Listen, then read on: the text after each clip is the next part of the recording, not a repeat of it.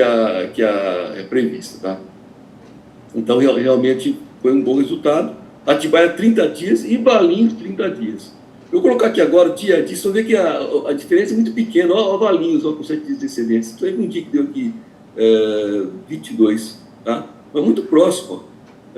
Também, o Buenópolis tem um pouquinho mais de problema aqui. Eu acho que tem uma abertura, não sei, precisa ver qual foi o fenômeno, a ocorrência que provocou essa dispersão aqui. Aqui foi previsão de tempo, aqui embaixo. Aqui. Bom, vejo que tem dia que quase que crava, né? Aqui eu fico bom com o Valinhos, 7 dias de excedência, como modelo hidrológico, tá bom, às vezes o meteorológico falha. Isso aqui eu coloco aqui, nem vou passar adiante, é mês a mês, né? E aqui é o IP. O IP, então, de predição, esse aqui ele tem mais sentido estatístico.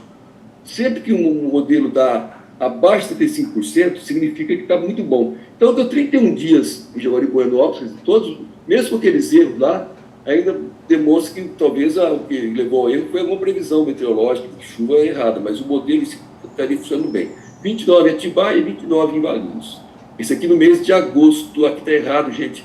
Isso aqui é julho, eu errei aqui, viu? Isso aqui é julho, tem um atraso aí. É julho, tá vendo? É julho, tá? Perdoe aqui, ó, o lápis, corrige depois. No mês de julho, que a gente recebe mais adiante esse resultado do CIMEPAR. Aqui é Buenópolis, a vazão observada até hoje, né? E a prevista, então, realmente chegou a 9, deve cair nos próximos dias, tá? Aqui é vazão média, isso aqui é a dispersão, né? A probabilidade de acontecer essa vazão aqui é muito baixa, né? E aqui também é muito baixa. Então, observe que está sempre bem acima do limite aqui, preconizado pela outorga. Aqui em Atibaia também, situação tranquila, bem acima a previsão do que a outorga permite. E Valinhos sempre um pouquinho mais próximo do Atibaia, mesmo assim ainda devemos ter condição tranquila, mesmo com a redução de vazão que foi já efetuada aí ontem, né? Para finalizar, a previsão climática. Sempre lembrando que para aqui a região sul e sudeste é a temperatura da água do mar aqui que é um indicador mais preciso, embora tenha outras variáveis aqui, é um dos termômetros múltiplos que tem na atmosfera, né, e no mar, né? Mas quando a temperatura está acima da média aqui, a gente tem o El Niño, e quando está abaixo da média climatológica é o Laninha. Resultado, olha só, está acima da média, né? Inclusive aqui é o tal do El Niño canônico, né? E o Modoki é quando fica quente aqui, mas aqui fica frio, né? Que parece mais um En japonês, né? Então nós estamos num El Niño tradicional e forte, né? Pela temperatura do mar, ó, sempre acima da média, principalmente aqui no Oceano Pacífico Central e nas costas aqui da América do Sul, do Equador, mais do Peru, né, onde morrem os pássaros lá, porque a água fica... A água quente não tem nutriente, aí não tem nutriente, os pássaros não têm como se alimentar do zooplâncton, fitoplâncton, no caso, né, fitoplâncton, e acabou morrendo, já viu isso com o mar do CIMEPAR. Aqui a previsão, então, para os próximos meses, continua El Niño. Isso aqui é do começo do mês, onde já tem, assim, a mão, né, a cabeça aí dos meteorologistas e climatologistas. A do meio do mês, o middle August aí, tem que ter uma tendência, talvez, de voltar à neutralidade, mas muito longe ainda, né? A gente vai ter El Niño ainda, pelo menos até o início do próximo ano. Aqui é a previsão de chuva pela Universidade de Colômbia, que é um modelo muito bom. Observe aqui, ó, chuva no sul, né? Infelizmente, já teve enchentes aí ontem, né? Teve a situação difícil por excesso de chuva. Aqui para a gente está neutro, mas a tendência é, talvez, mais adiante, ó, outubro, novembro, de novembro, dezembro, janeiro, chover acima da média. Ou seja, não teremos episódio de seca brava. E a gente está observando, né, quando tem o El Niño, tem uma espécie de uma antecipação da primavera. Os fenômenos que estão observando já na atmosfera típicos de primavera. Num ano típico, assim, né, daquele neutralidade, temos Laninha, nós temos quase sempre uma estiagem que vai de meados de julho até meados de setembro. A chuva vem lá pelo dia da árvore, dia 21, por aí. E esse ano ela antecipou, começou no final de agosto, e pelo visto a gente vai ter um setembro antecipado de chuva, porque o El Niño é mais quente, então as frentes frias tendem a estacionar mais aqui, vai formar umas secas aqui, né, a zona de convergência do sul, provavelmente vai formar mais na nossa região, e aqui é convergência mesmo, sabe? Aqui o sul, ele tem umidade, se estaciona aqui à frente, forma aqui também o tal do ciclone tropical, com chuva também, então a tendência dele é ter chuva quando tem El Niño, isso aí não falha. Para nós, às vezes, varia muito, mas o Rio Grande do Sul, Santa Catarina, é tiro e queda. E dezembro, janeiro, continua aqui prevendo, ó, fevereiro. Isso é bom, porque já chove bastante nesses 3 meses. Se for acima da média, a gente vai talvez conseguir manter o Cantareira, não recuperar até o nível, né, sem chegar a cair muito. Aqui é o do CPTEC para setembro, outubro e novembro. Também nós temos aqui chuvas, né, para toda a região sul e parte do sudeste, do estado de São Paulo. São boas e seco lá no norte, né, nordeste, que é seco realmente. Para finalizar mesmo aqui o Standard Perspective Wind, o SPI 12, eu gosto do 24 dá uma ideia mais média, assim, pelo tempo que demora o fluxo de base para a água caminhar, né? Mas a gente observa aqui, ó, que está tendendo para zero. Para baixo de zero é seco, né? A esponja está seca, né, Alexandre? Você sempre pergunta. E aqui já está tendendo próximo de zero. Provavelmente, se a gente tivesse esse verão chuvoso, prometendo, talvez a gente já consiga já superar aí o zero. E o de 24 meses ainda está abaixo de 1, mas ele estava recuperando, mas aqui choveu pouco aqui em julho, né? E então deu essa pequena segurada aqui, mas deve subir novamente. Então a esponja ainda está um pouco seca, embora eu vi, acho que foi a primeira que reportou que já o fluxo de base já está conseguindo manter um nível, isso é muito bom. Isso aqui é o nacional de 12 meses, ainda tem regiões secas aqui no estado de São Paulo, aqui não manteve umidade, o sul ainda está seco, apesar de iniciar as chuvas. De 24, né? De 24 também mantém seco aqui, não muda muito a situação. Senhores, é isso que eu tinha para apresentar e fico à disposição dos senhores para eventuais dúvidas. Muito obrigado, Jorge, aí o GT Previsão, né, trazer um pouco esses cenários, acho que bastante alinhado com o cenário do CEMADEM, né, ou seja, do ponto de vista esperado, né, talvez o Cantareira na ordem de 80% ao final de dezembro, caso essas previsões de chuvas acima da média, né, a previsão do CEMADEM considera 50% acima, um dos cenários, né, 50% acima da média histórica, a gente chegaria na ordem de 80% no Cantareira, é claro que está sempre muito atenta para uma operação de cheias, já que entraríamos no período de chuvas mais intensas, com reservatório já, vamos dizer, com volume de espera, né, bastante reduzido, vamos dizer assim, porque o cenário traz isso. Só aproveitando a fala do Jorge, né, nós tivemos vários membros aqui, nós tivemos no Encontro Nacional de Comitê de Bacias Hidrográficas, que foi lá em Natal, de 20 a 25 do mês passado. E nós participamos de um painel sobre monitoramento hidrológico, né, tive a oportunidade de compartilhar um pouco as experiências nossas aqui do PCJ, vou citar nomes, mas estou vendo na tela aqui Matheus, Felipe, Jorge e outros colegas que eu lembro que estiveram por lá, Miguel e outros. E é interessante, olha que o Jorge mostra, né, esses dados de quanto que a previsão do modelo foi distante da realidade, né? O Jorge fala às vezes em 5%, 10%, né? A hora que a gente apresenta os nossos cases e mostra 10% de variação, a gente ainda continua na casa decimal da medição de vazão, as pessoas não conseguem acreditar que alguém faz monitoramento de vazão com 2 casas decimais, né? Que, de certa forma, os programas nacionais são medir vazões na ordem de 10 mil, 15 mil, 2 mil metros cúbicos por segundo, né? E, às vezes, o desafio é até medir grandes vazões, né? Grande parte das soluções são para grandes vazões e para vazões na ordem da casa decimal, né? As pessoas ficam muito surpresas na hora que ouvem um relato do PCJ. No Jaguari, por exemplo, variar 10% em Buenópolis significa casa decimal, né? E no Atibaia, às vezes variar 10%, 20%, que seria um número talvez aceitável, significa quebrar a regra ou não dos 10 metros cúbicos, né? Então, de fato, é sempre muito bom esse evento para compartilhar um pouco essas experiências e aprender também um pouco de tecnologia, de novos equipamentos, né? Então, só reforçando um pouco, a hora que o Jorge fala, ficou em 5%, isso é um sucesso absoluto, porque com tantas externalidades, conseguir uma variação de 5%, com previsão de 7 dias de chuva, e na casa decimal da vazão, de fato, é mérito de muita gente, muitas mãos aí, trabalham nisso. Mas, Jorge, acho que quer pedir um complemento. Por favor, Jorge. Essa é uma informação rápida. Agora, no dia 28 de agosto, foi feito um novo contrato com o Cinepark. Teremos novidades, teremos dados primários, né, fazer algumas medições, e também esse acompanhamento que eu faço, eles vão passar a fazer, usando, já que tem os dados já embutidos no sistema, com estatística mais avançada, sabe? Dá para trabalhar muita coisa aí. Então, ele vai ficar mais robusto ainda esse contrato e vai dar mais informações precisas para vocês tomarem as decisões. Obrigado.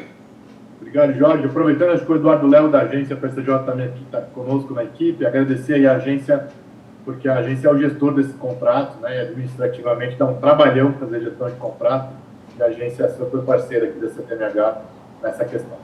Bom, senhores, estamos caminhando aqui para os nossos últimos itens. Queria só, como próximo item da pauta, nós temos que decidir sobre nossas vazões, né? Nós olhamos os dados das vazões hoje pela manhã, né? Sem chuvas, evidentemente as vazões caindo, como a gente observou, no Jaguari de uma forma um pouco mais acelerada, no Atibaia de uma forma um pouco mais lenta. Eu olhei na janela aqui, eu estou em Americana, eu olhei na janela aqui, o tempo está bem fechado, e acho que as previsões do Jorge aí se confirmam um pouco de algumas precipitações esperadas aí. Nós fizemos um fechamento ontem de 1 metro cúbico no Atibainha, 1 metro cúbico no Cachoeira e 0,25, né, no Jaguari. Então, eu queria ouvi-los no sentido de mantemos essas vazões praticadas hoje, fazemos um fechamento esperando que essas chuvas aconteçam, enfim, queria ouvir um pouco a Câmara, né, nas propostas aí em relação a essas vazões que estão sendo praticadas hoje. Né?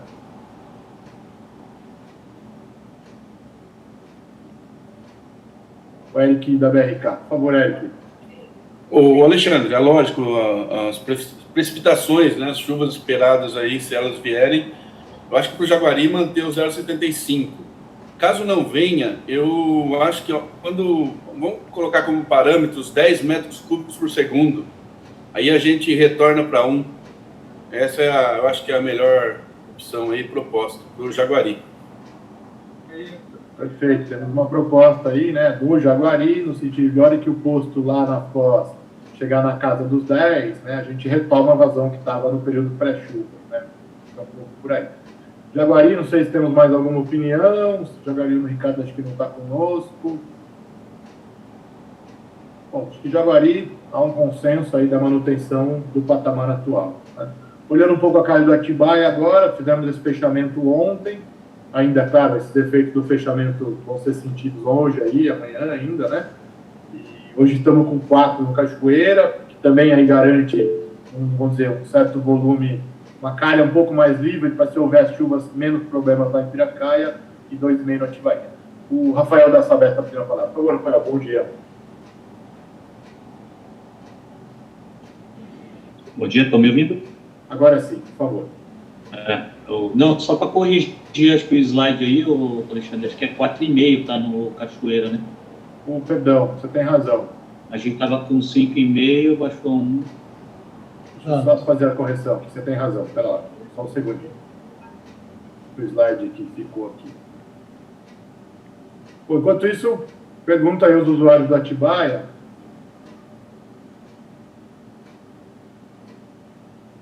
Quatro e meio, correto, Rafael, desculpa aqui. É isso. 4,5 e 2. Estava certo na soma total, mas estava errado os dados aqui. Aí, agora está certo. Isso aí. Perdão. A soma estava certa. Bom, então estamos com isso, né? 4,5, continua totalizando 6,5 aí no Atibaia, só que 4,5 no Cachoeira e 2 no Atibaia. Consulta aí os usuários do Atibaia pela manutenção. Paulo Tínio, Sanasa, alguma opinião? Alexandre, vocês estão me ouvindo agora? Agora sim, inclusive nessa nave espacial que está aí ao fundo. Ah, verdade. Você viu que eu troquei de carro. Alexandre, como nós fizemos a manobra ontem, e se a chuva se concretizar, a gente poderá até fechar. Caso contrário, eu proponho deixar como está, porque nós fizemos uma manobra ontem e ainda não colhemos o efeito dessa manobra, né? Perfeito. Aí a posição da SEMAI e da SANASA, né? Manutenção.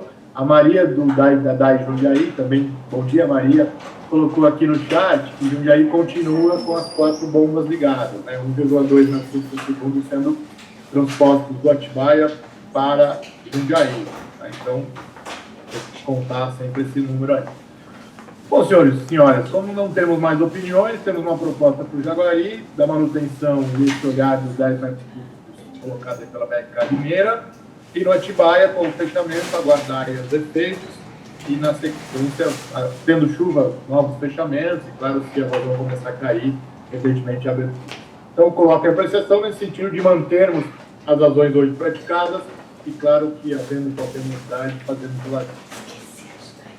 Perfeito.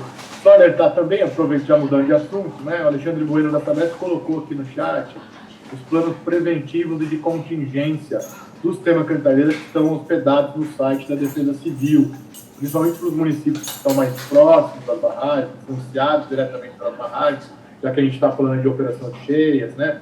Tem as defesas civis, claro que a Defesa Civil faz essa interlocução estadual com os municipais, mas quem quiser conhecer e ver, o Alexandre Bueno colocou aí no chat os planos de contingência e planos preventivos do sistema Cantareira, né? Aí quem quiser depois acessar.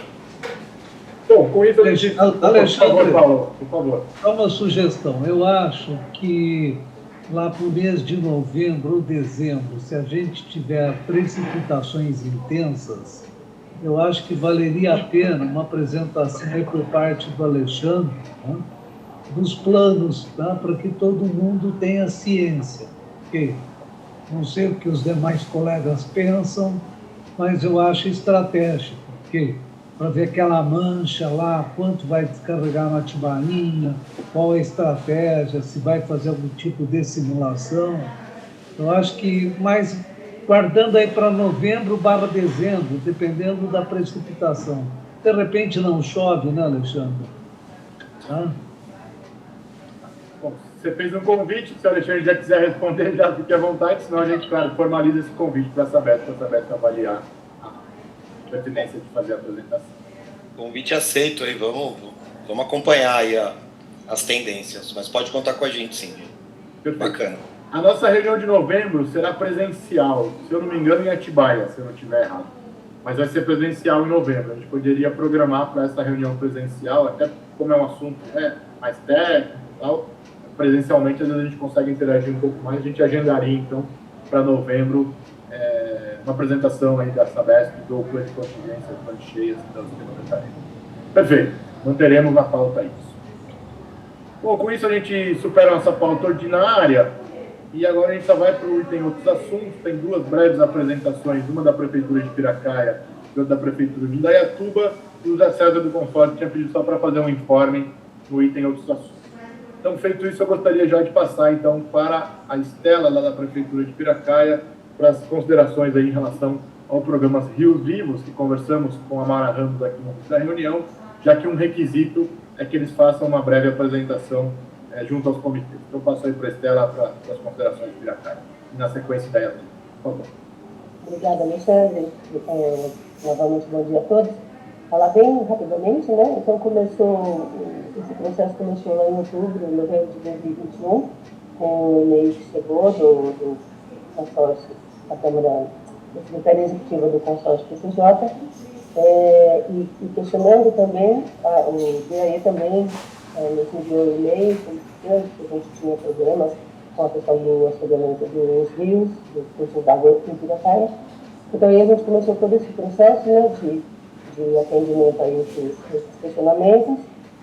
Fizemos a adesão, então, solicitamos, com a ajuda, e até vou especialmente agradecer o Flávio Pênico, porque ele nos ajudou também a elaborar um ofício para a gente enviar para ele, também para o meio ambiente, e fizemos todo esse trâmite, e a partir daí nós começamos a elaborar toda a documentação, as licenças, as reformas, tivemos uma comissão, tivemos uma primeira visita técnica em março de 2022, onde foram elencados então os trechos. Inicialmente seriam 4 córregos e o rio Cachoeira desde o reservatório até a saída do município do Parque dos Pinheiros. E aí totalizava mais ou menos uns 13 quilômetros, né, de curso d'água. Aí, nesse sentido, nós fizemos um levantamento de todas as áreas que poderiam ter acesso, começamos a a verificar a questão do volume, a questão para onde iria o lodo originado nesse desassoreamento. E fomos trabalhando essas questões até que em março, mais ou menos fevereiro, março deste ano, houve uma nova visita técnica e aí os trechos foram reduzidos, inclusive um dos córregos foi excluído da programação de desassoreamento, porque ele tem muitas casas localizadas ali nas margens. Então, o risco de abalar a estrutura, né, dessas casas era muito grande. Até o seu Paulo Tino uma vez conversou comigo numa reunião presencial sobre essa questão, né, de gradativamente e tentando, né, retirar essas pessoas desses locais é uma ação bastante difícil. Nesse sentido, também a gente está correndo atrás das anuências, né, porque segundo a diretora Dona Regina, do DAE, ela me disse que os moradores que não autorizarem por escrito a entrada das máquinas, então esse trecho não será feito. Então a gente também está correndo atrás disso, né? Após essa nova visita técnica, como esse trecho também, esse córrego foi reduzido, também foi reduzido um trecho do Rio Puxeira, então ele vai ser feito mais na área mais central da cidade, né? Do reservatório até o Parque Ecológico, ele não vai ser metido, então é mais próximo ao Parque Ecológico, em diante, até uma área central, que vai ser feito o serviço. A gente teve em fevereiro uma inundação bem grande em Piracaia, ficamos sob decreto de situação de emergência, tanto estadual como municipal. Esse decreto também já venceu, nós vamos atualizar então as licenças e as outorgas, né? E mais a documentação que precisamos, além das anuências, a gente ainda precisa adequar duas documentações. Uma delas é com relação a esse plano de comunicação com os comitês de bacia. Então, por isso que eu estou apresentando para vocês ontem com o Alexandre, como que a gente poderia fazer. Então, eu estou expondo então, aqui todos os serviços que vão ser realizados, agora vão ser feitos nesse novo levantamento, são 4 quilômetros só de desassoreamento. Feito o desassoreamento, nós vamos providenciar então a revitalização das margens, né? Algumas áreas a gente vai fazer replantio com as árvores, outras áreas, principalmente as áreas de acesso, nós vamos fazer apenas a colocação de grama, até mesmo para manter o acesso aberto, se caso precisar fazer alguma outra intervenção de desassoreamento no futuro. E a gente precisa, então, depois de um parecer ou de um ofício da Secretaria Executiva para corroborar, então, essa intervenção que vai acontecer aqui e para a gente apresentar, então, esse parecer da Secretaria Executiva lá para o DAE. E é isso, gente. Então, a gente está muito ansioso para começar os serviços aqui, o pessoal está todo mobilizado, o pessoal da garagem, o pessoal da Defesa Civil, o pessoal do Departamento de Obras, todo mundo trabalhando em conjunto, né, com o Departamento de Meio Ambiente, até porque também não tenho braços, né, e são muitas ações que demandam outras áreas técnicas, né, mas está tudo correndo muito bem, a documentação também está em ordem, e é isso, e agradecer também muito, né, aí as bacias, os comitês de bacia, o consórcio, até a indústria da Câmara Técnica, aqui na pessoa do Alexandre, que sempre nos atende, inclusive esse último pedido aí, 18 a 19 de agosto, né? Que está sempre atento aí aos extravasamentos aqui do Rio. Agradecer pelo apoio até administrativo na questão da elaboração dos ofícios e vamos caminhando. Logo, eu acredito que o edital já foi homologado da contratação da empresa e virá para Piracaia. Dia 20 agora, os técnicos também do DAE, os engenheiros de lá, vão fazer nova vistoria no trecho onde vai ser iniciado o desassoreamento e estamos aí à disposição para algum questionamento, alguma pergunta. Obrigada, Alexandre, obrigada a todos. É isso. Obrigado, Estela, e toda a equipe aí da Prefeitura de Piracaia, né? Dizer que essa intervenção, embora municipal, ela é uma intervenção de caráter completamente regional, né? Porque, como a gente sabe, as águas do Cantareira, para chegar, por exemplo, em Valinhos, Campinas, Sumaré, precisa passar por Piracaia através do Rio Cachoeira, né? Então, é sempre um pleito do próprio comitê, né? Então, que apoia essa intervenção. É claro que desassoreamento a gente sabe que não é uma solução definitiva, né? Um serviço que tem uma data de validade, ele é perecível ao longo do tempo, mas a gente espera que, olhando até para outras intervenções, como um córrego que foi feito em Piracicaba, que já pôde usufruir dos benefícios nessas primeiras chuvas, observa-se uma melhoria grande da capacidade de escoamento, então a gente espera muito que essas intervenções tragam resultados positivos aí para Piracaia, e pediria só a Estela e o próprio DAE, e caso haja necessidade de uma redução da vazão no Cachoeira para facilitar os trabalhos, lembrar que nós precisamos de pelo menos uns 10 dias para compensar essa descarga pelo Atibainha, né? Então, lembrar de nos avisar, não adianta falar, fecha amanhã, né? Precisamos de uns 10 dias de antecedência para fazer essa descarga, alternar, de reduzir o Cachoeira, aumentar o Atibainha, esperar a calha se espraiar, para que a gente não tenha nenhum tipo de solavanco no Atibaia, completamente possível, acho que fazemos isso, só precisamos de um planejamento prévio para que não tenha nenhum tipo de problema e facilite, né? Porque quanto menos água no rio, mais facilitará o trabalho de desassoreamento, ainda mais na área urbana. Então, só peço à Estela que nos comunique aí, junto com o DAE, nesse sentido, tá bom? Assim que chegar a notícia para a gente da data de início da obra, a gente já entra em contato com vocês. Tá? Perfeito. Obrigada. Eu que agradeço. Na sequência, sobre o mesmo tema também, temos aí o Adriano da Prefeitura de Indaiatuba, que também fará aí uma breve fala sobre as intervenções lá no município. Por favor, Adriano, fique à vontade. Vocês estão me vendo? Estamos te ouvindo. Te vendo não, mas te ouvindo. Agora te vendo. O caso de Indaiatuba, nós fizemos a inscrição no programa agora em 2023, nessa versão do 2023, né? Nos casos trata-se de uma barragem de controle do rio Capivari-Mirim, né? Então, nós também já tivemos uma primeira visita do DAE, né? Junto com o engenheiro Caleb e o engenheiro Juliano também. E já estamos até bem adiantados, ainda bem, nas documentações que foram solicitadas. Nós já temos a licença municipal de intervenção, APP, nós já temos a licença de Botafora, apesar que foi solicitado uma complementação, né? O Botafora, ele tem que ter também a disposição de receber as macrófitas, né? A vegetação aquática. Então, a gente está também já fazendo essa adequação na nossa licença, né? Do Botafora, né?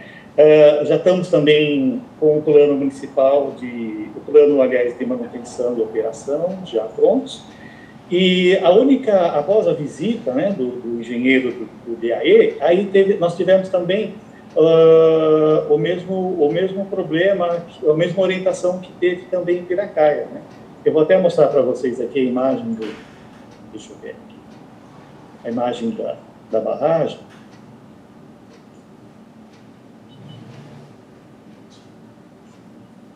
Só um instantinho.